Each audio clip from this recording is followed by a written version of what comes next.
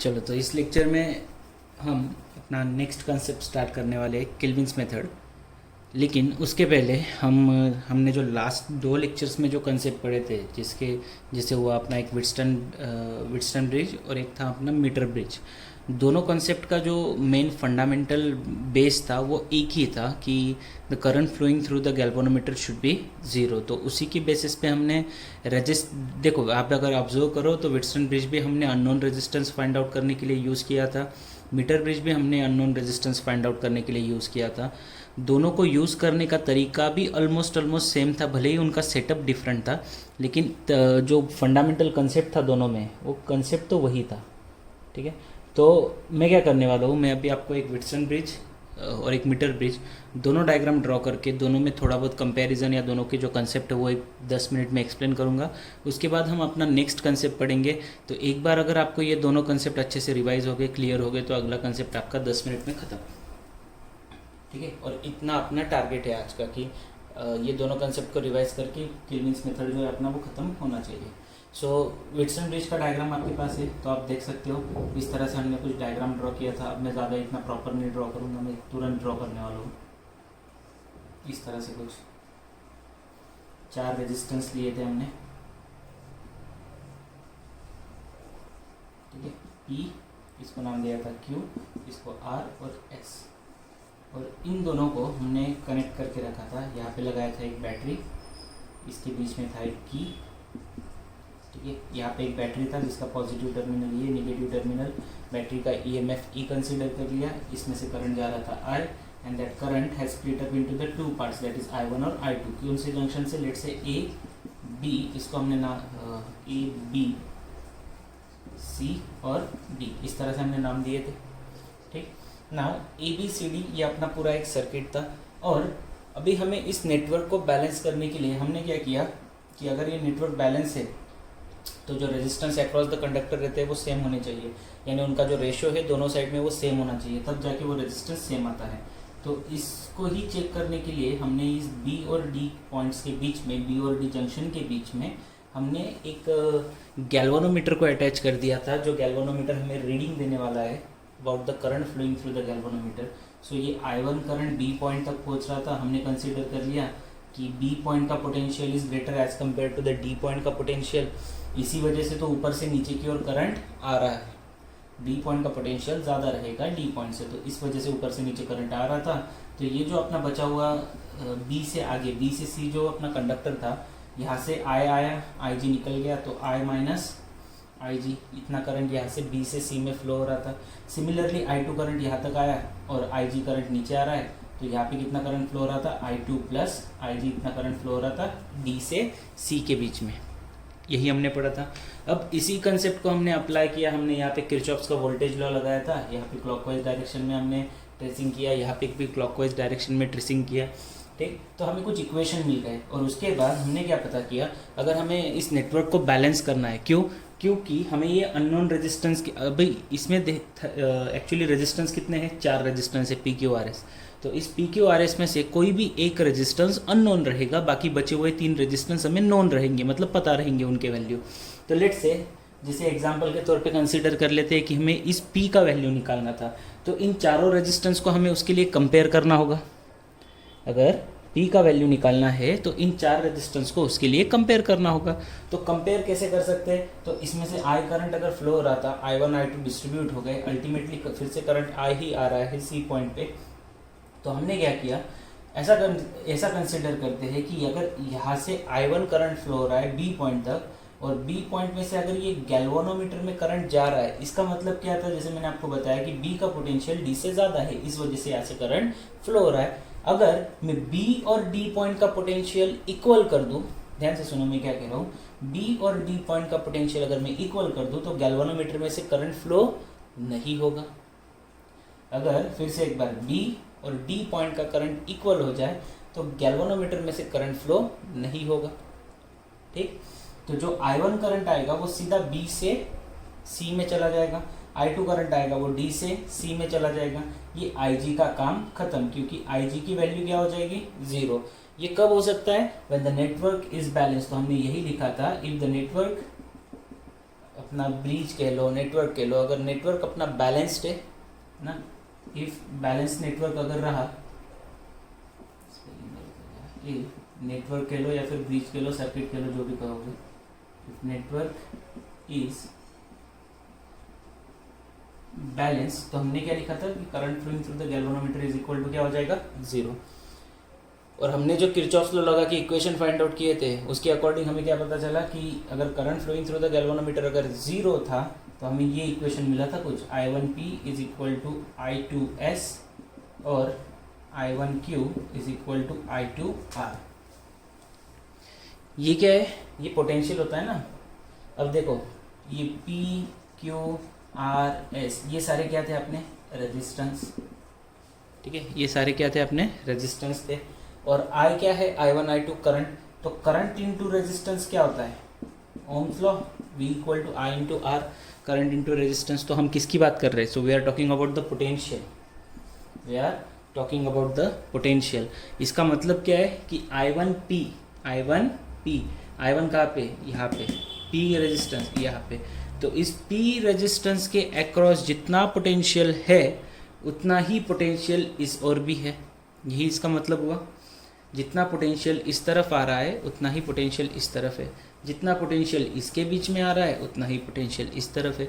तो बेसिकली इनके पोटेंशियल कैसे है, सेम है, इनके पोटेंशियल कैसे आ रहे हैं, सेम। तो इन दोनों को हमने डिवाइड कर दिया था फिर इस तरह से, तो I1 I2 कैंसिल, तो यहाँ से हमें इक्वेशन मिल गई थी PQ is equal to S/R। और यही अपना कंडीशन था for the network to be balance.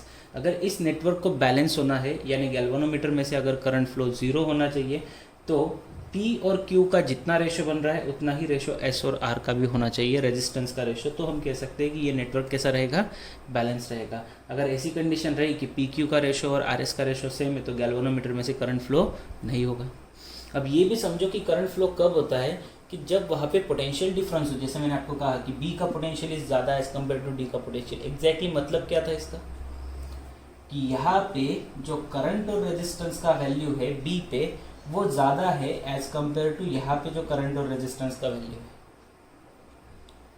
ठीक है। ये D पॉइंट में जो करंट आ रहा है वो कम था, रेजिस्टेंस हमें पता नहीं, अब इसके अक्रॉस जो भी रेजिस्टेंस रहेगा, है ना, इस पॉइंट के अक्रॉस जो ये दोनों रेजिस्टेंस है इसका इफेक्ट इस पॉइंट पे होता है, इस पॉइंट के अक्रॉस जो रेजिस्टेंस है उसका इफेक्ट इस पॉइंट पे होता है, इस तरह से। तो इस नेटवर्क को बैलेंस करने के लिए ये कंडीशन बहुत इंपॉर्टेंट था, P/Q इक्वल टू S/R।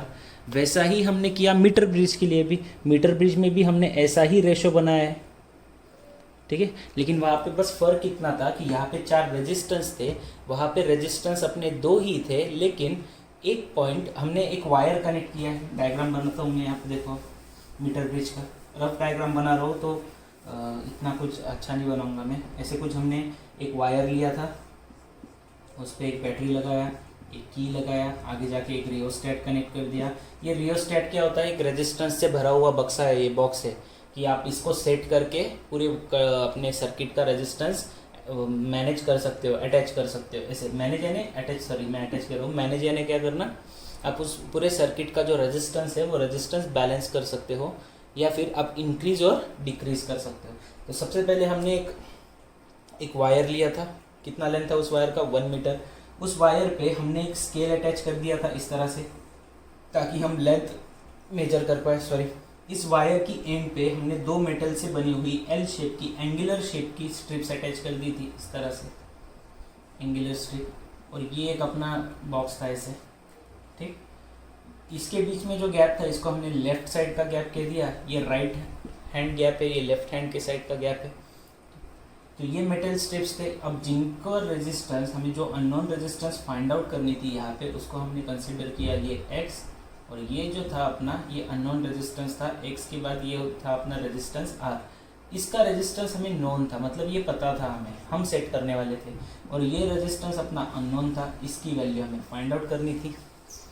अपना जो अभी किरचॉफ कह रहा हूँ मैं, अपना जो व्हिटस्टोन ब्रिज था उसमें भी ऐसा ही था कि P रेजिस्टेंस हमें फाइंड आउट करना था, बाकी R, S और Q ये 3 रेजिस्टेंस हमें पता थे। तो वैसे ही ये जो वायर है ये बेसिकली अपने एक रेजिस्टेंस की तरह ही काम करता है। जैसे मैंने आपको बताया भी था कि आपका ये स्केल है, यहाँ पे हमने क्या किया कि ये जो मिडल पॉइंट है अपना, यहाँ से जो करंट फ्लो होगा वो स्ट्रिप में भी जाएगा, इस मेटेलिक स्ट्रिप में, इस वायर में भी फ्लो होगा, यहाँ पे, यहाँ से कंटिन्यूसली। अब ध्यान से समझो, एक्स और आर इन दोनों रेजिस्टेंस को अगर मैंने ये बीच वाली स्ट्रिप के साथ अटैच करके रखा हुआ है, तो यहाँ पे हमने कुछ पॉइंट का नाम दिया था, let's say this point was सी, इसका हमने ए और इसका हमने बी नाम दे दिया था। तो ये जो सी पॉइंट है, इसके ऊपर इन दोनों का इफेक्ट रहेगा, एक्स का भी और आर का भी, तो उसके अकॉर्डिंग ही इस पर्टिकुलर गैल्वेनोमीटर के कनेक्शन में करंट फ्लो होगा। तो हमने क्या किया था, इस सी स्ट्रिप पे, ये मिडिल स्ट्रिप पे एक गैल्वेनोमीटर अटैच किया, और उस गैल्वेनोमीटर को एक एंड से हमने फिक्स किया था, तो दूसरे एंड पे हमने क्या लगाई थी, एक जॉकी कनेक्ट किया था। ठीक, वो जॉकी का काम क्या था, जॉकी इज मेटेलिक वायर, मैंने पहले ही कहा था, तो उसको हम पॉइंट ए से लेके पॉइंट बी तक कहीं पे भी रख सकते हैं। और इस पूरे सर्किट में अगर हम कहें कि ये सर्किट को अगर बैलेंस्ड करना है, तो वो कब पॉसिबल है, जब गैल्वेनोमीटर में से करंट क्या हो, जीरो हो, current flowing through the galvanometer should be zero. तो बेसिकली हम क्या कर रहे हैं कि करंट फ्लो कब जीरो होगा, जब पोटेंशियल दोनों एंड पे क्या रहेंगे, सेम। तो जितना पोटेंशियल पॉइंट सी पे है, उतना ही पोटेंशियल हम इस वायर पे ढूंढने की कोशिश कर रहे हैं, उतना ही पोटेंशियल हम यहाँ पे इस वायर पे खोजने की कोशिश कर रहे हैं। तो हमने क्या किया, इस जॉकी को यहाँ पे रखा, यहाँ पे रखा, हर एक अलग अलग पॉइंट पे रख के देखा। तो लेट्स से ये एक पॉइंट मिला हमें, जिसको हमने नाम दे दिया अपना पॉइंट डी। तो इस डी पॉइंट पे ऐसा हमें वैल्यू मिला कि डी पॉइंट पे जब हमने इस जॉकी को कनेक्ट किया, तो हमने देखा कि गैल्वेनोमीटर का जो नीडल होता है, गैल्वेनोमीटर का जो कांटा होता है, वो डिफ्लेक्ट नहीं हुआ। इसका मतलब इस गैल्वेनोमीटर में करंट फ्लो नहीं हुआ उस वक्त, क्योंकि इसके पहले जब भी हमने इस जॉकी को डिफरेंट पॉइंट पे रखा, तो गैल्वेनोमीटर का जो नीडल था वो डिफ्लेक्ट हो रहा था। तो यहाँ से हमें कंक्लूजन क्या मिलता है कि इस डी पॉइंट पे पोटेंशियल इस सी पॉइंट के बराबर है। चलो सही है। तो इस डी पॉइंट का पोटेंशियल देखो, पोटेंशियल इज नथिंग बट क्या है, करंट इनटू रेजिस्टेंस। तो करंट तो यहाँ से फ्लो हो ही रहा है इस बैटरी की वजह से जो है, लेकिन रेजिस्टेंस भी तो मैटर करता है ना। हमें जो मल्टीप्लीकेशन है करंट और रेजिस्टेंस का, वो इक्वल मिलना चाहिए। यहाँ पे सी पॉइंट पे जो करंट और रेजिस्टेंस का मल्टीप्लीकेशन है, लेट से 25 है, तो यहाँ पे भी हमें डी पॉइंट पे करंट और रेजिस्टेंस का मल्टीप्लीकेशन का वैल्यू कितना मिलना चाहिए, 25 ही मिलना चाहिए। ठीक, तो हमें डी पॉइंट पे अगर वैल्यू फाइंड आउट करनी है, so if you need to find the value at point D, तो हमने क्या किया, सॉरी डी पॉइंट पे हमें ये एग्जैक्टली वैल्यू नहीं पता थी। हमने क्या किया, इस गैल्वेनोमीटर से जो जॉकी निकला है उसको डिफरेंट पॉइंट पे प्लेस करके यहाँ तक पहुँच गए कि जहाँ पे इनका वैल्यूज़ क्या आने वाला है, सेम। अब जैसे ये वायर ए से बी, हमने पहले ही कहा था कि that wire A B is made up of a particular metal which and this wire has a uniform cross section। इस वायर का एरिया हमने क्या ले लिया था, यूनिफॉर्म कंसिडर किया था, सेम। क्यों? क्योंकि जब भी आप किसी वायर में किसी पर्टिकुलर मेटेलिक रॉड में जब आप बात करते हो रेजिस्टेंस की, तो रेजिस्टेंस का फॉर्मूला मैंने आपको बताया था, रो इंटू एल अपॉन ए। रो क्या था आपका, रेजिस्टिविटी, जो हर एक मटेरियल की अपना अपना अलग रेजिस्टिविटी होता है। मैंने आपको एग्जांपल भी बताया था कॉपर और आयन का, कि कॉपर की रेजिस्टिविटी कम है, वही आयन की रेजिस्टिविटी ज़्यादा है। वही अगर मैं यहाँ पे लकड़ी की बात करूँ, तो वुडन मटेरियल की बात करूँ, तो वुड की रेजिस्टिविटी और ज़्यादा है, क्योंकि उसके अंदर इतना ज़्यादा रेजिस्टेंस है कि करंट फ्लो हो ही नहीं पाता। ये सब कुछ चीज़ें आपको पता भी है वैसे। ठीक, तो ये हमने रिलेशन लिखा था कि that R is equal to rho into L upon A. तो यहाँ से ये पता चलता है कि रेजिस्टिविटी तो अपना हर एक मटेरियल का यूनिफॉर्म होता है। अब ए से लेके बी तक की जितनी भी वायर थी अपनी, उसकी वो एक ही मटेरियल से है, तो रेजिस्टिविटी तो उसकी कांस्टेंट ही रहेगी। साथ में हमने कंसिडर किया था कि वायर जो है वो यूनिफॉर्म क्रॉस सेक्शन से बनी हुई है, तो इस वायर के ऊपर हर एक पॉइंट पे जब हमने जॉकी रखी थी, तो हमें इस गैल्वेनोमीटर में जो करंट मिल रहा था, इसका मतलब क्या है कि इस अगर मैं यहाँ पे रखता, ध्यान से सुनो मैं क्या कह रहा हूँ, यहाँ पे अगर मैं रख रहा था जॉकी को, तो ये करंट इंटू रेजिस्टेंस का वैल्यू इस 25 के बराबर नहीं आ रहा था। फॉर एन एग्जांपल 25 नंबर लिया है मैंने, है ना, कुछ ज़्यादा या कम मिलता। समझो यहाँ पे अगर ज़्यादा मिल रहा था, 25 से ज़्यादा अगर पोटेंशियल बन रहा था, तो क्या होता है, यहाँ पे उल्टा करंट फ्लो होने लग जाता, क्योंकि यहाँ पे पोटेंशियल ज़्यादा है, तो करंट हायर पोटेंशियल से लोअर पोटेंशियल की ओर जाएगा।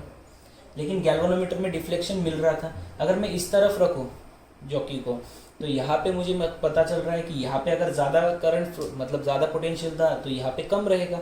तो यहाँ पे पोटेंशियल कम था, समझो फॉर एन एग्जांपल कि यहाँ पे पोटेंशियल अगर कम आ रहा है, ठीक, यहाँ पे पोटेंशियल अगर कम आ रहा है, मैं एग्जांपल के तौर पे बता रहा हूँ आपको, यहाँ पे ज़्यादा तो यहाँ पे कम, अगर यहाँ पे ज़्यादा रहा तो यहाँ पे कम रहेगा, अपोजिट रहते हैं वो दोनों ही।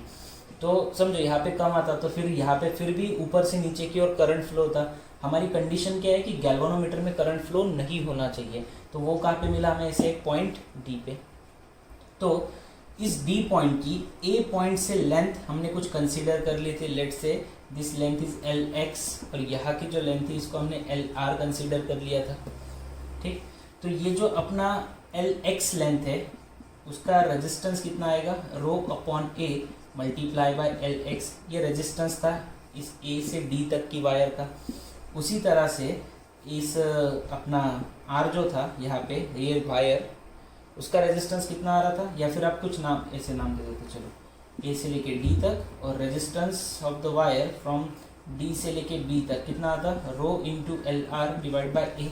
इस तरह से आते वो दोनों इक्वेशन। तो बेसिकली मैं क्या कह रहा हूँ कि जैसे अपना पिछला मीटर ब्रिज था, और मीटर ब्रिज में ये पी क्यू आर एस, ये अपने जो चार रेजिस्टेंस आ रहे थे ऐसे, ये पी, ये क्यू, ये आर, और जो भी नाम दिए थे अपने पी क्यू आर एस, ये जो चार रेजिस्टेंस आ रहे थे, वैसा ही इस मीटर ब्रिज में भी चार रेजिस्टेंस है। कौन से, एक्स, आर, एल एक्स की लेंथ वाला आर ए डी, ये आर ए डी जिसमें लेंथ एल एक्स है, आर डी बी जिसमें लेंथ एल आर है, साथ में उसके एक्स और आर, ये चार रेजिस्टेंस है। और जैसे यहाँ पे कनेक्शन थे वैसे ही यहाँ पे भी कनेक्शन है। जैसे देखो ध्यान से सुनो, जैसे P और Q के बीच में एक पॉइंट था B और उसके बीच में लगा था गैल्वेनोमीटर, ठीक है, वैसे ही हमने क्या लिखा था फिर, P upon Q is equal to S upon R, यही रिलेशन आया हमें, P अपॉन Q यही रिलेशन आया था। वैसे ही यहाँ पे X और R के बीच में ये पॉइंट सी मिल रहा है जहाँ पे हमने गैल्वेनोमीटर लगाया, तो इसका रिलेशन कैसे आया था हमारा, इसका रिलेशन भी तो यही लिखा है हमने, x upon R is equal to L X upon L R, length की फॉर्म में, क्योंकि ये बाकी सब चीज़ें तो सेम ही ना, जब रेशो में आती है तो रो रो ए कैंसिल, एल एक्स और एल आर बचता है। तो मैं यही कहने की कोशिश कर रहा हूँ कि जिस पॉइंट्स के बीच में हमने गैल्वेनोमीटर लगाया होता है उसकी लेफ्ट हैंड साइड पे रेजिस्टेंस और उसकी राइट हैंड साइड पे रेजिस्टेंस इक्वल आना चाहिए, तब जाके ये नेटवर्क अपने बैलेंस्ड होते हैं, ठीक है। तो ये पूरा कंप्लीट रिवीजन था आपका मीटर ब्रिज और अपना व्हिटस्टोन ब्रिज के लिए। तो इसी बेस पे हम अगला कंसेप्ट पढ़ेंगे जो रहेगा अपना केल्विन ब्रिज, ठीक है, या फिर केल्विन मेथड टू डिस्क्राइब या फिर to know the value of the, know the resistance of the galvanometer. बाकी करना कुछ नहीं है, यही डायग्राम है, बस इसमें अननोन रेजिस्टेंस की जगह हम गैल्वेनोमीटर डाल देंगे, क्योंकि अब हमें यहाँ तक हम अननोन रेजिस्टेंस की वैल्यू की बात कर रहे थे, कुछ एक्स की वैल्यू की। अब हम क्या कर रहे हैं कि हम गैल्वेनोमीटर के रेजिस्टेंस की वैल्यू फाइंड आउट करने की कोशिश करेंगे। देखते हैं, चलो। ओके, केल्विन साइंटिस्ट का नाम है। केल्विन नाम के साइंटिस्ट ने एक मेथड डिस्क्राइब किया कि जिसमें आप गैल्वेनोमीटर का रेजिस्टेंस फाइंड आउट कर सकते हो बाय यूजिंग द एक मीटर ब्रिज। अपना सेटअप जो है वो पूरा मीटर ब्रिज का ही रहेगा। मीटर ब्रिज जो है वो व्हिटस्टन ने ही डिराइव किया है। व्हिटस्टन ब्रिज जो था, व्हिटस्टन साइंटिस्ट का नाम था, उन्हीं का ये खोज थी मीटर ब्रिज। तो इस मीटर ब्रिज पे ही आप गैल्वेनोमीटर का रेजिस्टेंस कैसे फाइंड आउट कर सकते हो, ये केल्विन नाम के साइंटिस्ट ने बताया। तो सेटअप जो है वो पूरा सेम रहेगा। यहाँ पे एक तरफ एक मेटालिक स्ट्रिप, उसके बीच में एक और एक स्ट्रिप, मिडल स्ट्रिप, यहाँ पे इस तरफ से ये इस तरह की स्ट्रिप लाइक दिस, ठीक है। यहाँ पे लगेगी एक वायर दोनों स्ट्रिप्स के बीच में। इसी वायर को हम नीचे कनेक्ट करेंगे एक बैटरी के साथ, आगे जाके कनेक्ट होगी एक की के साथ। पूरा सेटअप सेम, कुछ फर्क नहीं रहेगा। और यहाँ पे लगेगा एक रियोस्टेट, ठीक है। RH की प्लस माइनस बैटरी, यहाँ पे पॉइंट A, यहाँ पे पॉइंट आपका रहेगा B, या फिर मिडल वाले को B नाम दे देते हैं, यहाँ पे रहेगा C, this point is B। ये इसलिए मैंने चेंज किया ताकि वो पिछला अपना मीटर ब्रिज में भी ABC, A, B और C ऐसे थे ना, तो केल्विन में हम वही कर रहे हैं, लेकिन थोड़ा चेंज है इसलिए मैंने नाम भी थोड़ा चेंज कर दिया। AC वायर को नाम दे दिया, मिडल पॉइंट को B नाम दे दिया। मैं पहले ही कह चुका हूँ कि सेटअप वही रहेगा, तो इसका मतलब ये कि इस तरफ फिर से अननोन रेजिस्टेंस कनेक्ट होगा, ठीक है, और इस तरफ फिर से एक बार नॉन रेजिस्टेंस रहेगा। जो नॉन रेजिस्टेंस है उसको हम नाम देंगे R, और यहाँ पे जो अननोन रेजिस्टेंस है वो रहेगा अब अपना गैल्वेनोमीटर। इसकी हमें वैल्यू फाइंड आउट करनी है कि इस गैल्वेनोमीटर की रेजिस्टेंस कितनी आएगी। और यहाँ पे एज यूजुअल एक अपनी मीटर स्केल लगेगी। मीटर स्केल का मतलब जिस स्केल की लेंथ कितनी रहेगी, 1 मीटर।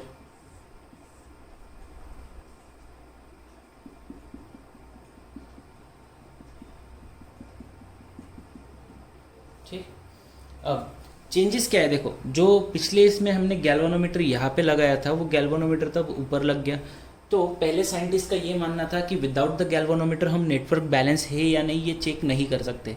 लेकिन उसके बाद ये जो केल्विन नाम के साइंटिस्ट आए उन्होंने बताया कि आप बिना गैल्वेनोमीटर के भी अपना नेटवर्क बैलेंस है या नहीं वो चेक कर सकते हो। और वो कैसे कि आपने जो मिडल पॉइंट है वहाँ से डायरेक्टली एक जॉकी निकाल देना है, और जो कि आप वायर AC पे कनेक्ट करोगे। डायरेक्टली एक जॉकी निकालेंगे हम वहाँ से जो वायर AC पे कनेक्ट होगा। ठीक है, आगे अब क्या कहा था कि सबसे पहले जो पूरा सेटअप है उसको एक बार एक्सप्लेन कर देते हैं। प्रोसीजर वैसा ही रहेगा। अब ये कुछ नया है तो कुछ तो थोड़ा चेंज होगा ही होगा। चेंज क्या होगा वो भी बताता हूँ, पहले एक्सप्लेनेशन देखते हैं। देखो सबसे पहले हमने रेजिस्टेंस लिया G गैल्वेनोमीटर जो हमने लेफ्ट हैंड पे कनेक्ट किया है, उसके साथ हमने एक नॉन रेजिस्टेंस लिया है जो हमने राइट साइड की गैप में कनेक्ट किया है। एक सुटेबल रेजिस्टेंस कनेक्ट करेंगे रियोस्टैट से, रेजिस्टेंस बॉक्स से। रियोस्टैट मैंने पहले ही कहा कि it is a kind of rheostat, it is nothing but the resistance box, जो कि यहाँ पे इस वायर में रेजिस्टेंस देने का काम करेगा। तो यहाँ पे हमने एक बैटरी को अटैच किया है जिससे हम करंट सेंड करेंगे थ्रू आउट द सर्किट, और की कैसा रहेगा उस वक्त क्लोज रहेगा। ठीक है, तो करना क्या है कि जैसे ही यहाँ से करंट फ्लो होगा तो इस जॉकी को हम डिफरेंट पॉइंट्स पे अटैच करके देखेंगे। ठीक, तो डिफरेंट पॉइंट पे अटैच करने के बाद हमें गैल्वेनोमीटर में ऑफकोर्स डिफ्लेक्शन देखने को मिलेगी। ठीक, ये हमने पहले भी किया था कि गैल्वेनोमीटर को हमने डिफरेंट पॉइंट पे रखा तो हमें डिफ्लेक्शन, गैल्वेनोमीटर की जॉकी को हमने डिफरेंट पॉइंट पे रखा तो हमें डिफ्लेक्शन देखने को मिल रहा था।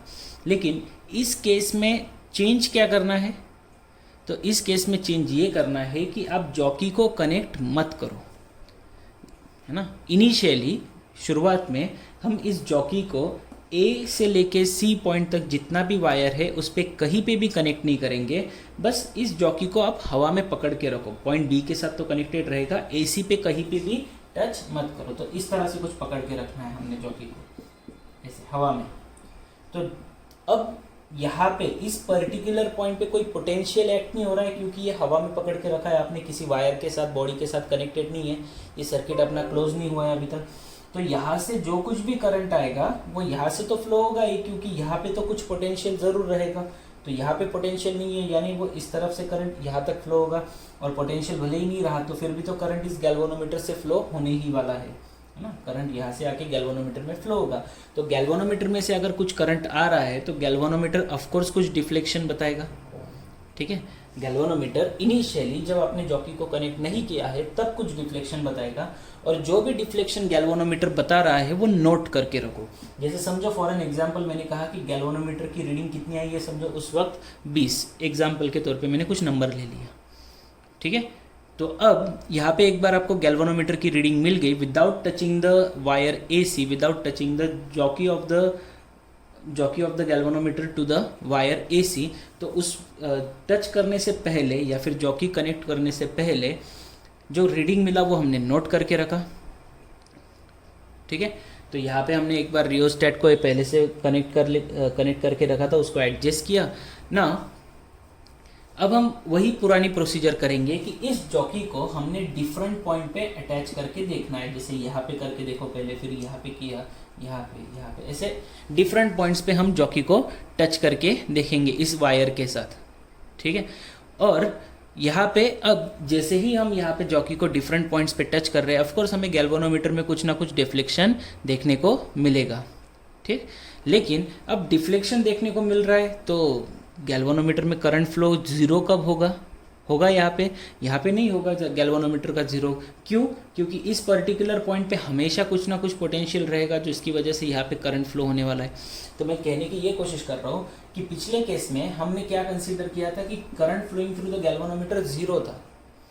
क्योंकि हमें उस वक्त गैल्वेनोमीटर कितना रेजिस्टेंस दे रहा है वो फाइंड आउट करना नहीं था। इस वक्त हमें क्या फाइंड आउट करना है कि ये गैल्वेनोमीटर में कितना रेजिस्टेंस है। अगर इसमें रेजिस्टेंस है तो इसमें पोटेंशियल तो रहेगा ही, तो पोटेंशियल है तो इसका मतलब करंट फ्लो होगा ही। तो यहाँ पे अगर करंट कंटिन्यूसली फ्लो होगा तो उसी वजह से हमने क्या किया था कि इस जॉकी को पहले हवा में पकड़ के रखा, तब हमें पता चल गया कि इसमें डिफ्लेक्शन कितना मिल रहा है। तो अब वो पहला वाला डिफ्लेक्शन जो आपने नोट करके रखा है, तो ये जॉकी को हम डिफरेंट पॉइंट पे इसीलिए टच कर रहे हैं। तो यहाँ पे डिफरेंट पॉइंट पे टच करने के बाद हमें कभी 25 का डिफ्लेक्शन देखने को मिल रहा है, कभी 19 का है, कभी 18 का, कभी 22 का। तो ये 20 छोड़ के हमें सभी डिफ्लेक्शन मिल गए। तो ऐसा एक पॉइंट आपको इस वायर पे मिलेगा जिस पॉइंट पे आपको डिफ्लेक्शन पहले के बराबर मिलेगा। ठीक है, तो इस वक्त जो डिफ्लेक्शन आपको मिलेगा, that deflection will be equal to the deflection of the galvanometer before touching the jockey to the wire। क्या कहा मैंने, फिर से एक बार दोहराता हूँ मैं। देखो, हमने इस जॉकी को डिफरेंट पॉइंट पे टच किया तो हमें गैल्वेनोमीटर में डिफ्लेक्शन देखने को मिल रहे हैं अलग अलग। तो इस दौरान जब हम इस वायर पे इस जॉकी को कनेक्ट करके देख रहे थे तो एक पर्टिकुलर ऐसा पॉइंट मिला हमें जिस पॉइंट पे हमें सेम डिफ्लेक्शन मिल रहा है, सेम डिफ्लेक्शन देखने को मिल रहा है जितना हमें इस जॉकी को इस वायर पे कनेक्ट करने से पहले देखने को मिला था। हमने क्या एग्जांपल के तौर पे लिया है 20, यानी ऐसा समझ लो कि इस पॉइंट पे कनेक्ट करने के बाद मुझे डिफ्लेक्शन कितना देखने को मिला, 20 का। ठीक है, जितना मुझे पहले देखने को मिल रहा था उतना ही अब इस पर्टिकुलर पॉइंट पे भी दिखा है। Let's say for an example ये पॉइंट कौन सा है अपना, डी। तो यहाँ से कंसेप्ट क्या समझ में आता है कि जी पॉइंट, ये जो गैल्वेनोमीटर है उसमें अब उतना ही डिफ्लेक्शन हुआ है जितना पहले हुआ था। ठीक, तो इसका मतलब समझते हो, डिफ्लेक्शन का मतलब क्या होगा कि इस पर्टिकुलर गैल्वेनोमीटर के अक्रॉस उतना ही इस डी पॉइंट का जो पोटेंशियल है वो उतना ही है जितना पहले था। गैल्वेनोमीटर की इस जॉकी को हमने टच करने से पहले जितना पोटेंशियल की वजह से यहाँ पे जो कुछ भी करंट फ्लो हो रहा था, मैं आपको बार बार कह चुका हूँ कि पोटेंशियल की वजह से ही करंट फ्लो होता है। तो पहले अगर 20 का डिफ्लेक्शन मिल रहा था यानी उस वक्त कुछ करंट फ्लो हो रहा था। अब मैंने जब डी पॉइंट पे कनेक्ट किया तो उस वक्त भी यहाँ पे गैल्वेनोमीटर में करंट फ्लो हो रहा है, लेकिन वो भी कितना हो रहा है, उतनी ही रीडिंग आ रही है। तो इसका मतलब इस डी पॉइंट का पोटेंशियल उतना ही है, उसी वजह से तो रीडिंग सेम आया। तो हम कह सकते हैं कि अब ये जो पॉइंट बी है और ये जो पॉइंट डी है वो दोनों कैसे हैं, इक्वी पोटेंशियल है। पॉइंट बी और पॉइंट डी ये दोनों कैसे हो गए, these are the equipotential point. क्यों, क्योंकि डी पॉइंट पे जॉकी को टच करने के बाद मुझे उतनी ही रीडिंग मिली है जितनी पहले मिल रही थी। ठीक है, तो रीडिंग सेम मिला, इसका मतलब ये बी पॉइंट और डी पॉइंट कैसे हो गए, अब इक्वी पोटेंशियल हो गए। इक्वी पोटेंशियल हो गए तो आपको ये अपना जो बैलेंस पॉइंट था वो मिल चुका है। तो बस अब आपको क्या कंसिडर करना है, कंसिडर कर लो कि इस वाली लेंथ एल जी है और इस साइड की लेंथ कितनी है, एल आर। तो एल जी रेजिस्टेंस के लिए जो रिस्पेक्टिव रेजिस्टेंस आएगा वो क्या रहेगा आपका, आर जी, है ना। कैपिटल जी से बता सकते हो आप वैसे, या फिर आप ऐसे लिख दो, the resistance across the wire A D is equal to क्या रहेगा आपका, resistivity into length of the wire A D यानी length of the wire G divide by cross sectional area A, है ना, rho into L G divide by A. Similarly resistance across the wire D C is nothing but क्या आएगा, rho into length of the wire across the D C कितना है, L R divide by ए, ऐसे ही मिलेगा। अब D point अगर मिला है और B पॉइंट और D पॉइंट ये दोनों कैसे है, these are the equipotential point ना, दोनों का पोटेंशियल सेम है। इसका मतलब इस इक्वी पोटेंशियल पॉइंट के लेफ्ट हैंड की साइड का रेशो और राइट हैंड की साइड का रेशो कैसे मिल रहा है, हमें इक्वल मिल रहा है।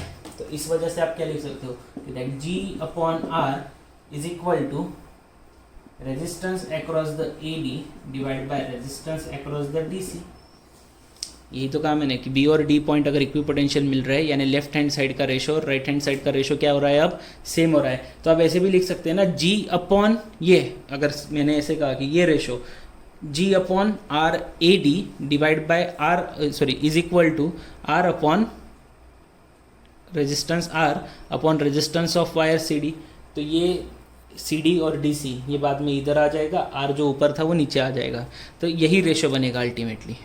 क्या कहा मैंने कि आप ऐसे भी लिख सकते हो कि G upon resistance across the wire AD is equal to R upon resistance across the wire DC, क्योंकि इक्विपोटेंशियल पॉइंट है तो लेफ्ट हैंड साइड का और राइट हैंड साइड का पोटेंशियल सेम मिल रहा है, तो ये R वैसे भी डिवाइड में आ जाएगा, RAD ऊपर चला जाएगा, यही कह रहा हूँ मैं। तो इक्वेशन अपनी यही बनेगी। बस अब यहाँ पे वैल्यूज डाल दो फिर, G अपॉन R, RAD की जगह आप क्या रखोगे, रो LG अपॉन A divide by rho LR अपॉन A rho cancel, that will becomes LG अपॉन LR। मिल गया रिलेशन। सो यहाँ से G upon R is equal to क्या मिल रहा है, LG अपॉन L। या फिर आप इसी को इस तरह से भी लिख सकते हैं, LR यानी क्या है, यहाँ से यहाँ तक का लेंथ है, और ये पूरा लेंथ कितना था अपना 1 मीटर। 1 मीटर यानी कितने सेंटीमीटर होता है, 100 सेंटीमीटर। तो LR को ही मैं 100 माइनस LG लिख सकता हूँ। ये अगर यहाँ से यहाँ तक 100 था तो उसमें से इतना माइनस कर दिया LG, तो ये क्या मिला 100 माइनस LG। तो आप इसको इस तरह से भी लिख सकते हैं, LG अपॉन 100 माइनस, ठीक है। तो ये था आपका केल्विन मेथड, जिसमें हमने गैल्वेनोमीटर की रेजिस्टेंस फाइंड आउट की। ध्यान से सुन लो फिर से एक बार, केल्विन मेथड जो था उसमें हमने फाइंड आउट किया गैल्वेनोमीटर का खुद का कितना रेजिस्टेंस है, और वो कैसे फाइंड आउट किया। तो गैल्वेनोमीटर जब हमने यहाँ पे कनेक्ट किया था, बैटरी कनेक्ट की, तो करंट फ्लो हो रहा था, तो जॉकी को किसी भी पॉइंट पे टच किए बिना हमने पहले गैल्वेनोमीटर में कितना डिफ्लेक्शन आ रहा है वो देख लिया था। तो गैल्वेनोमीटर में जो डिफ्लेक्शन आ रहा था वो किस वजह से आ रहा था, because of the point B, ठीक है। उसके बाद हमने डिफरेंट पॉइंट पे टच किया, because of the point B क्यों कहा मैंने, क्योंकि यहाँ पे कुछ पोटेंशियल था, तो जिसकी वजह से यहाँ पे करंट फ्लो हो रहा था विदाउट टच करने के पहले। जब हमने यहाँ पे टच शुरू किया तो ये B पॉइंट का रोल निकल जाता है, फिर यहाँ से ये G और गैल्वेनोमीटर और जॉकी कनेक्टेड होता है। तो यहाँ पे हमने डिफरेंट पॉइंट पे टच किया, जिस पॉइंट पे हमें सेम डिफ्लेक्शन दिखा, इसका मतलब क्या था कि टच करने से पहले दूसरा एंड कौन था अपना, गैल्वेनोमीटर का ये पहला एंड, दूसरा एंड कौन था B, और टच तब कुछ डिफ्लेक्शन मिला था B पॉइंट के लिए, तो हमें वहाँ से B पॉइंट के लिए कितना पोटेंशियल मिल रहा है वो समझ में आ गया था। फिर हमने गैल्वेनोमीटर अटैच किया, तो उसके बाद ये B निकल गया, तो फिर गैल्वेनोमीटर का जॉइनिंग किसके साथ था, दूसरा एंड कौन था, जो गैल्वेनोमीटर का D था। तो उस केस में हमने जब देखा कि D पॉइंट एक ऐसा पॉइंट है कि जिसमें उतना ही डिफ्लेक्शन मिला जितना शुरुआत में हो रहा था, तो उस वजह से हमने कह दिया कि अपना B और D पॉइंट का पोटेंशियल सेम है, तो फिर उसके अकॉर्डिंग हमने ये रिलेशन बना दिया, ठीक है। तो इसी के साथ हम आज का लेक्चर यही ख़त्म करते हैं। नेक्स्ट लेक्चर में मिलेंगे हम अभी नेक्स्ट कंसेप्ट के साथ। आगे हमें पढ़ने ऐसे ही डिवाइसेस ही पढ़ने हैं हमें, आगे हम अब पोटेंशियोमीटर और उसके एप्लीकेशन के बारे में पढ़ेंगे। So see you in the next lecture.